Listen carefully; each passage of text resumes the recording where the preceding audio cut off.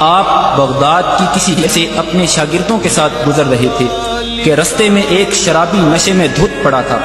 اس کے کپڑے میلے تھے اور حالت بہت خستہ تھی۔ اس نے شیخ عبد القادر جیلانی کو صدا دی، اے عبد القادر، اللہ قادر ہے کہ نہیں؟ شیخ مسکرائے اور فرمایا، بے شک اللہ قادر ہے۔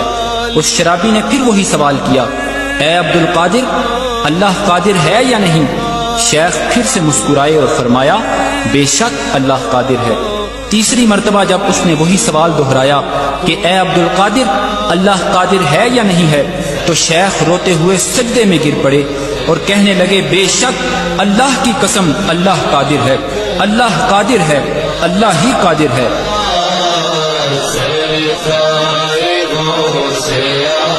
پھر انہوں نے اپنے شاگردوں کو حکم دیا کہ اس شرابی کو یہاں سے اٹھاؤ، اسے نہلاؤ اور کھانا کھلاؤ۔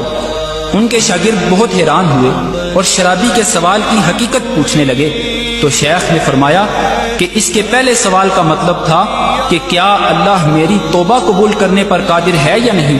تو میں نے جواب دیا، بے شک اللہ قادر ہے۔ اس کے دوسرے سوال کا مطلب تھا کہ کیا اللہ مجھے تمہارے مقام تک پہنچانے پر قادر ہے یا نہیں؟ تو میں نے جواب دیا، بے شک اللہ قادر ہے۔ اور اس کے تیسرے اور آخری سوال کا مطلب تھا کہ کیا اللہ تمہیں میرے مقام تک گرانے پر قادر ہے یا نہیں؟ تو مجھ پر اللہ کا خوف طاری ہو گیا اور میں روتے ہوئے پکار اٹھا، بے شک اللہ ہی قادر ہے، اللہ ہی قادر ہے، اللہ ہی قادر ہے۔ اور میں اللہ کی ہیبت کی تاب نہ لاتے ہوئے سجدے میں گر پڑا اور فریاد کی کہ اے اللہ، مجھے آفتوں سے محفوظ رکھ اور مجھے معاف فرما دے اور میرے عیبوں پر پردہ ڈالے رکھ، ورنہ کہے گی دنیا۔ شیخ محمد ابراہیم محمد عثمان عبدہ البرہانی فرماتے ہیں کہ جب اللہ تمہیں اپنی ہدایت کے رستے کے لیے چن لے تو یہ اس وجہ سے ہرگز نہیں ہے کہ تم میں کوئی خاص بات ہے اور نہ ہی تمہاری عبادت کی وجہ سے ہے، بلکہ یہ تو اس کی رحمت ہے جس نے تمہیں شامل کر لیا ہے۔